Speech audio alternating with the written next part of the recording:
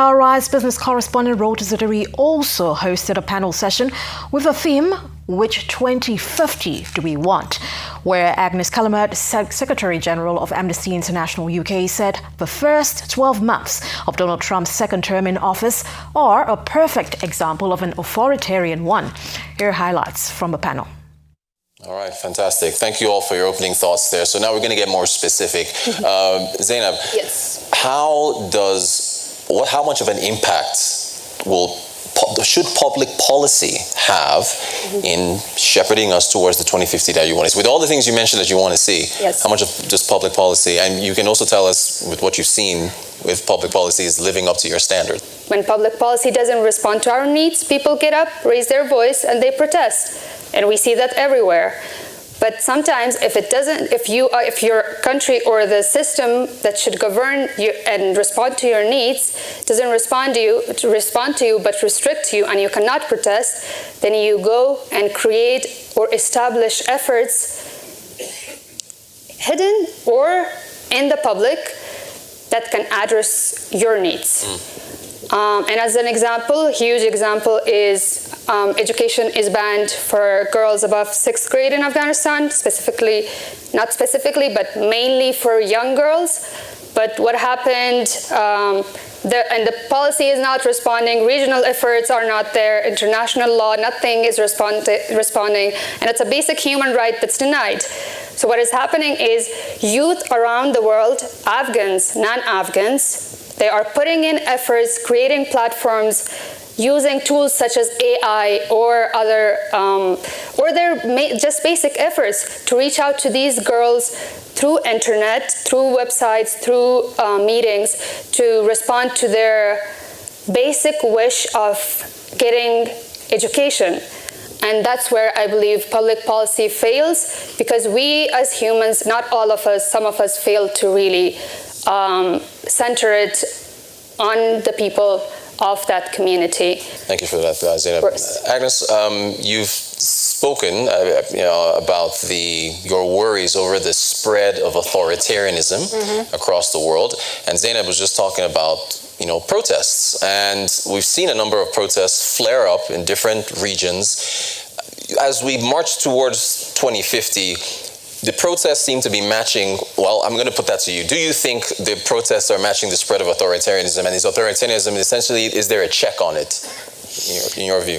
Well, authoritarianism is galloping, it's increasing. It's not just an Amnesty International finding, it's a finding of everyone who research human rights, democracy, and so on.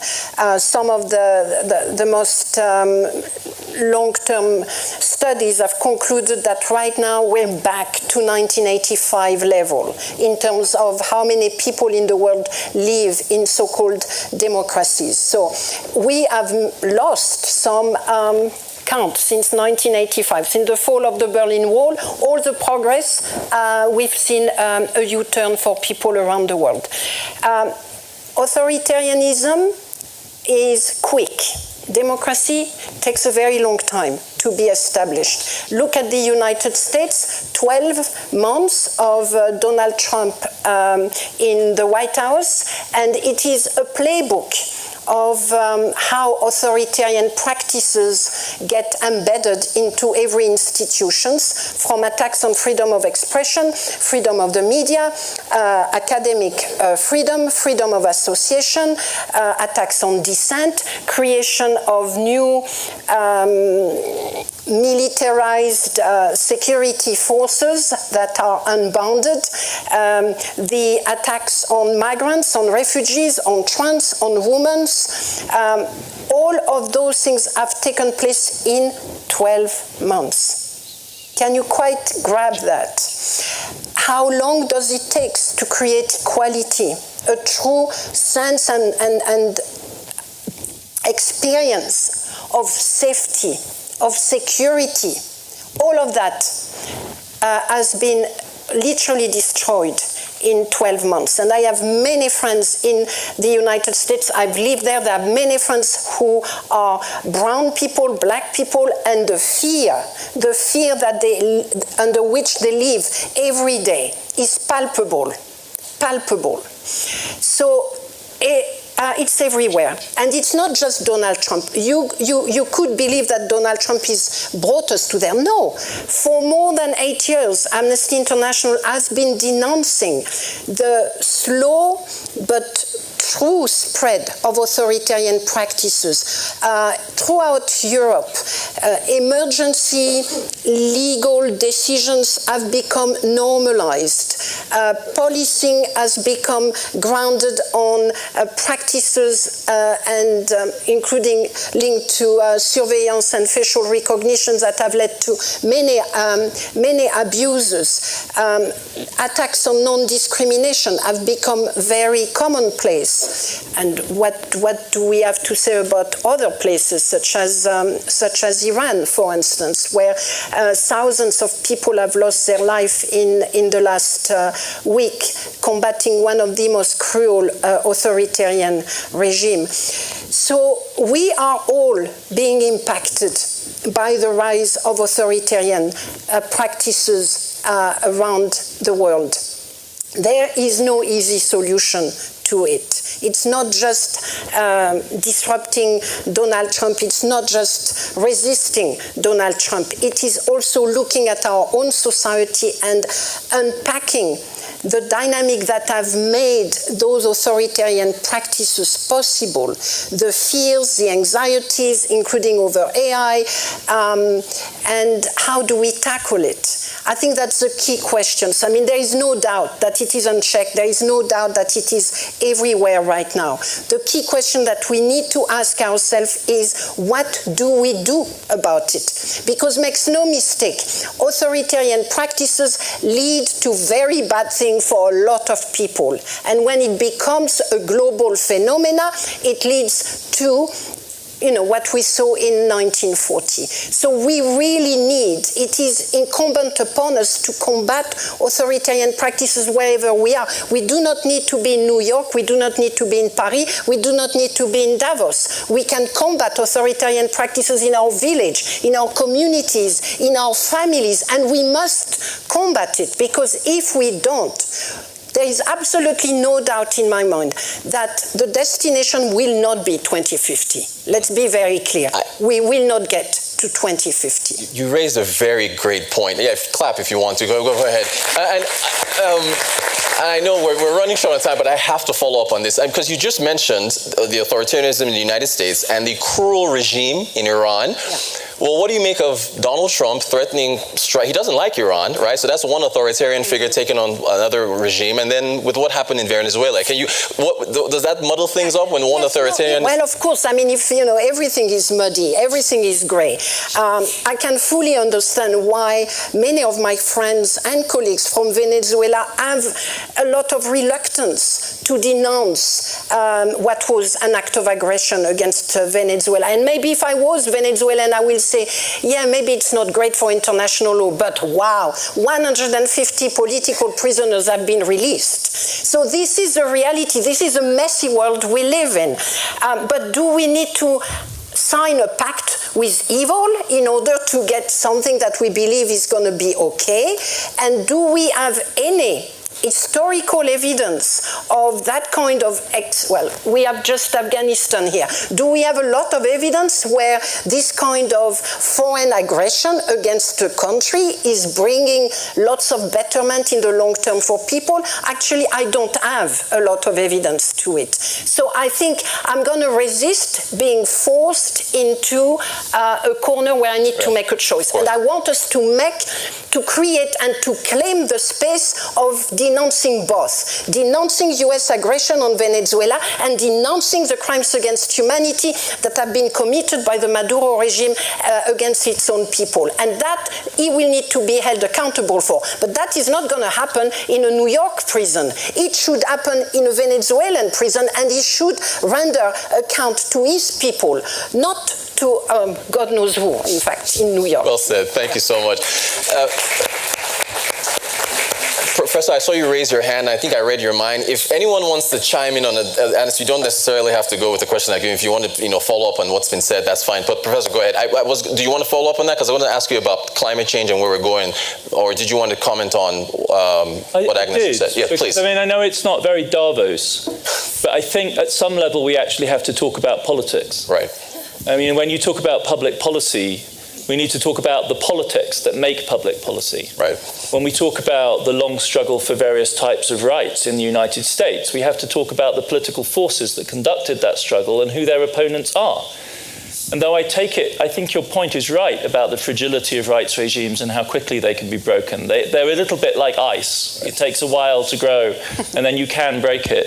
But we shouldn't underestimate the extraordinary persistence with which right-wing politics in the United States, since the civil rights movement of the 1960s, which is the truly convulsive upheaval in American democracy that still is working its way through our society today, right from that moment onwards, a counter-movement began that is now finding its success. And we are hosting them here, and we are going to sit with them, and they are the legitimate and bona fide heirs of that generation, including the president himself and his family.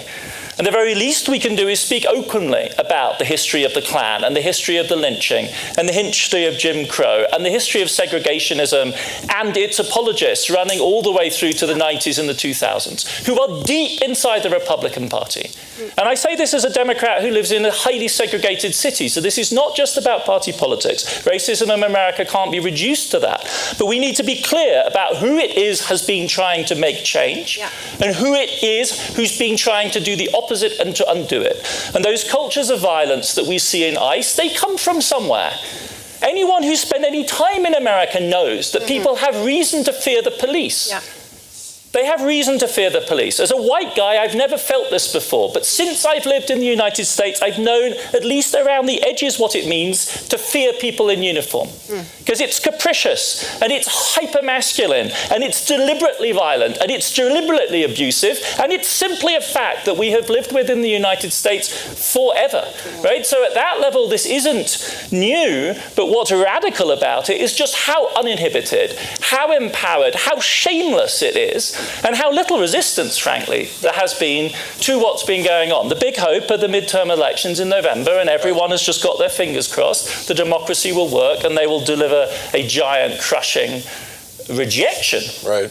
Because American society has an overwhelming majority of decent people who, even if they are conservative, hate the sight of giant, overgrown bully boy men hurling women to the ground and abusing children. Like, it isn't popular. It's one of the weird things about it. It's not actually a proper authoritarian populism in that sense. It's quite sectional. It's very, very strange what's going on. But yeah, let's talk about climate.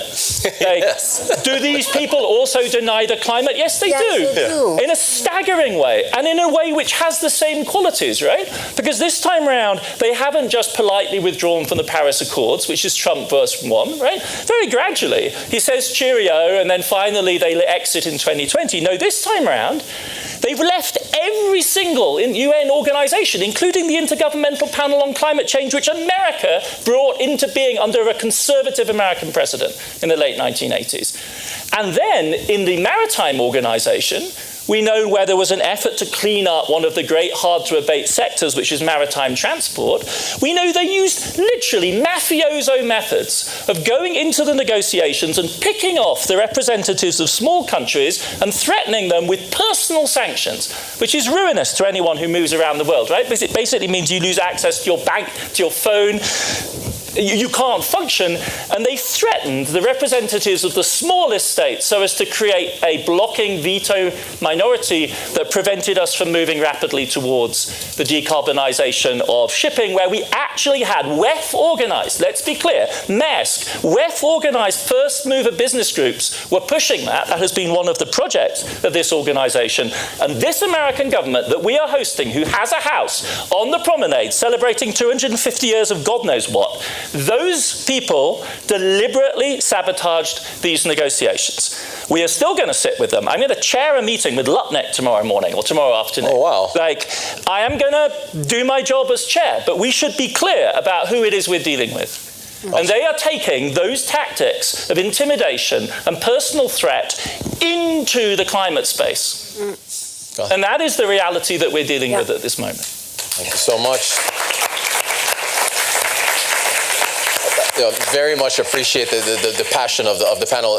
Taylor, I'm going to come to Australia, and it's still on public policy. You wear many hats. You're also, working on a lot of youth initiatives as far as the future of youth is concerned.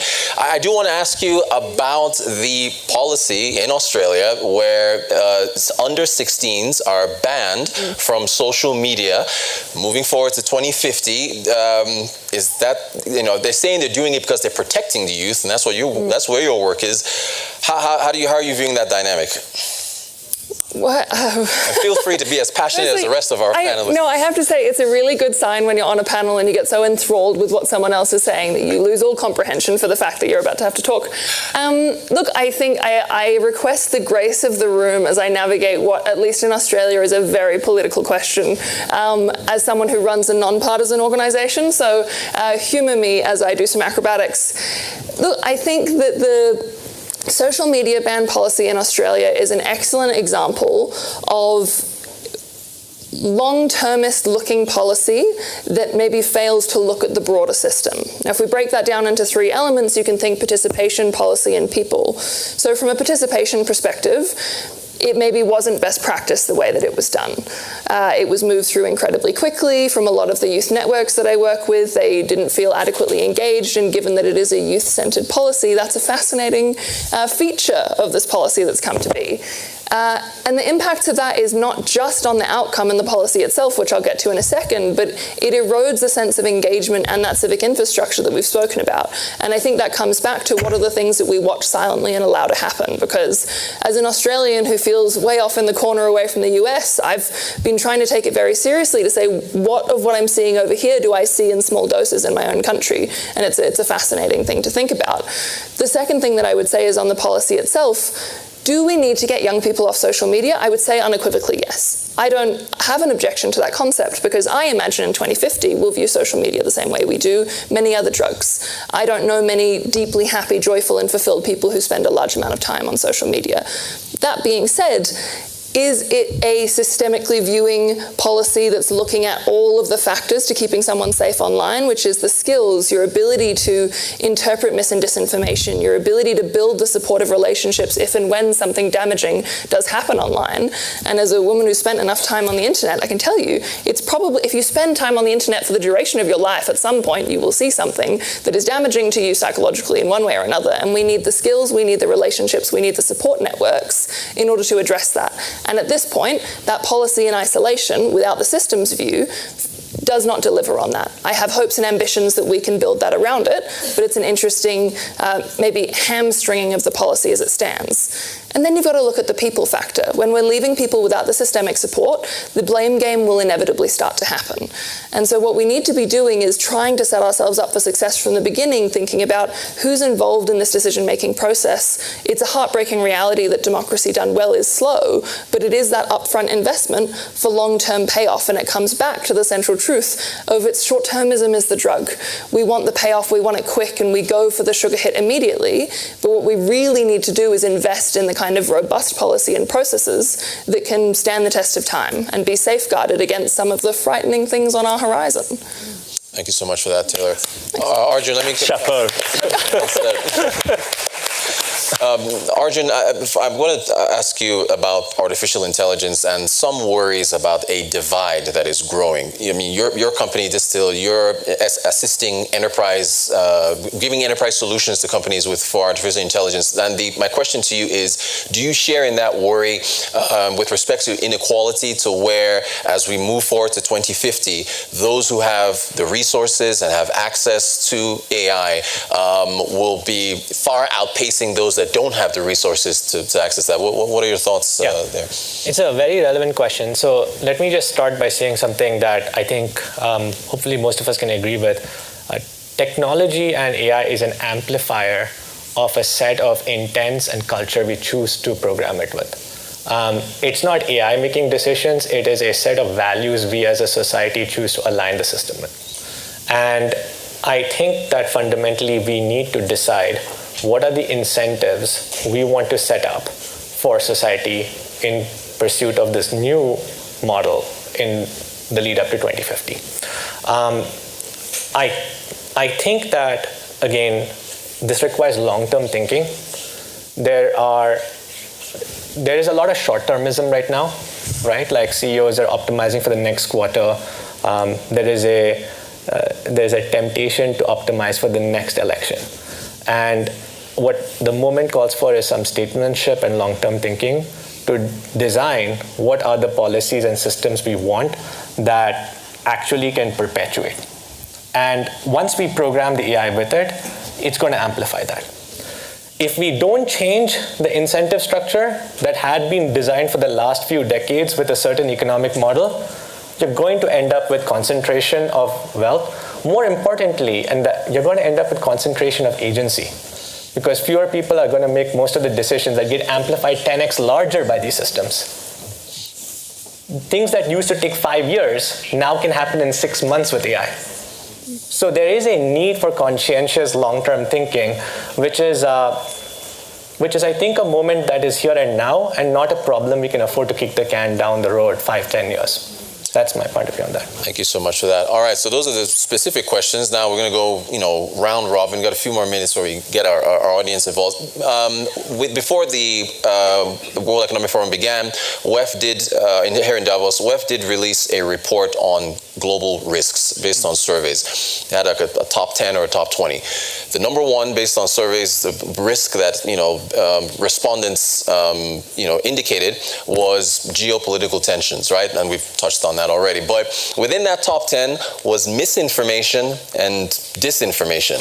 And I guess how your worldview is shaped, in addition to your education, background, and so on, is the information that you're filtering in. And there is a worry that as we get closer to 2050, misinformation and disinformation it's gathering steam. So my question to the panel, just one after the other, is how to combat that. Because even with AI and the deep fakes and so on and so forth, this stuff is getting more complex, and social media also has a role in that as well. So Zainab, how do you think we can effectively combat misinformation and disinformation as it spreads? Ground realities are usually so different than what we see on our screens. And of course, we are so used to seeing our screens that we forget to touch and reach out to people who are on the ground, who are living the life. I have lived under conflict. I have been a refugee in several countries. And people-to-people relationship has always been extremely different than what they portrayed into words, either newspaper back in the day or now, I'm not too old though, or now the social media, that you would see you would see someone new come to you, talk to you with a prejudgment of a situation, not trying to understand you, but just to impose their ideal reality in their head on you. And that judgment is created through not knowing really what misinformation and disinformation is, and just reading the text or the words in front of you and following through, oh, okay, this is correct. There are contexts. Without having context, you cannot really understand the situation. So to fight back the misinformation or disinformation in any region in the world, I believe we can take several actions. One, to engage those local voices into these global platforms that we are all seeing. If you don't have the local voices, if you really don't understand what the ground living lifestyle is, let alone knowing in general what the tradition or what the ruling authority there is, you cannot really understand the difference between the different subjective opinions that you can have towards a story. Agnes, why do we need trillionaires in this world? Can I ask? Do we need trillionaires? We don't even need billionaires, frankly. So, that is part of what you're talking about, that misinformation, disinformation. We need to tackle media ownership. Over the last 10 years or so, we've gotten to a process of heavy concentration of, I'm not talking about social media, I'm talking about actual media ownership by a fewer number of people. That needs to be tackled through public policies and better regulations. Same with the politicization of media and the fact that more political or people with a political agenda are using their ownership of media to be pushing for such an agenda. That should be tackled as well, in the name of, first of all, our rights to freedom of expression and freedom of information, the fight against censorship. All of those things matter. But ultimately, we need to be able to resist. We need to be able to say no. We need to be able to have elected officials who are prepared to fight the fight, including against very powerful corporate actors. It's an integrated whole. We are not going to just pick disinformation and make it separated from every other ills that we are confronting at the moment with respect to authoritarianism. Just fighting that won't bring us to away from extinction and to the annihilation that some leaders are so keen for us to get into. Maybe I might speak instead as an educator. Right, as a professor, yeah. And in that role, I mean, I have to say, I feel more uncertain about what I'm doing and what the rationale of what I'm doing is than ever before in my career. I mean, I'm old enough to remember pencil and paper. Right. I vividly remember the advent of personal computers, the laptop, the internet. These were all huge shocks and overwhelmingly positive. And I still cling to the idea that AI also, in some senses, is overwhelmingly positive. It enables us to do things we just simply couldn't comprehend before. I have colleagues who are deep skeptics, who want just bans, blanket bans on AI in humanities education. I'm not in that position. But I use it every day myself. In fact, I have a kind of routine of forcing myself to ask crazy questions from my high-end AI, which I couldn't possibly answer myself in reasonable time. And yet it gives me a kind of B+ answer to a crazy question right now.